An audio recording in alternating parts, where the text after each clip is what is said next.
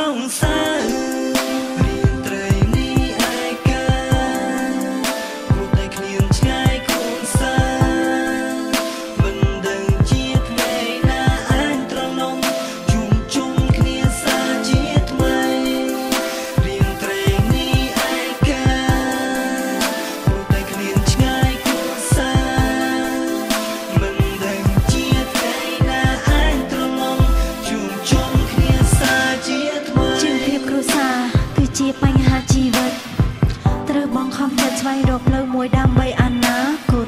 ទោះដឹងថាត្រូវនឿយហត់ទោះដឹងថាត្រូវអត់ធ្មត់ជីវិតកំណត់គោលដៅមិនប្រកបឲ្យខ្ញុំឈានដល់ផ្លូវនេះត្រូវចាកចេញឆ្ងាយពីមនុស្សទាំងឡាយនិងក្រុមគ្រួសារដើរលើផ្លូវមួយដើរទៅយ៉ាងឆ្ងាយតែឯងឯកាទោះដឹងថាត្រូវឈឺផ្សាឆាច់ជីវិតខ្លាយជាយ៉ាងណាក្តាប់យកវាសនាព្រមលិខិតបានចាតស៊ូដោយខ្លួនឯងយកញើសឈាមពិតនិងឆាច់ជីវិតបដូរយកប្រាក់កំរៃដើម្បីគ្រួសារនិងអនាគតខ្លួនឲ្យមានរស្មីត្រូវខំគ្រប់យ៉ាងតស៊ូឲ្យបានជំនះជោគជ័យរំពឹងដល់ថ្ងៃត្រឡប់វិលវ័យជុំគ្រួសារវិញ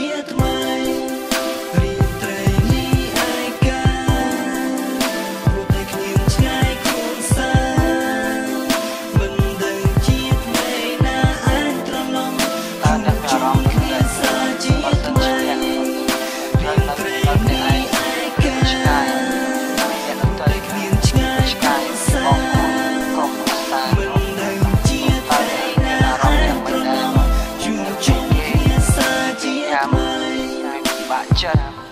ពេលអបសក់ធុញថប់នៅពេលយប់តើអ្នកមានអារម្មណ៍ដូចជាខ្ញុំដែរ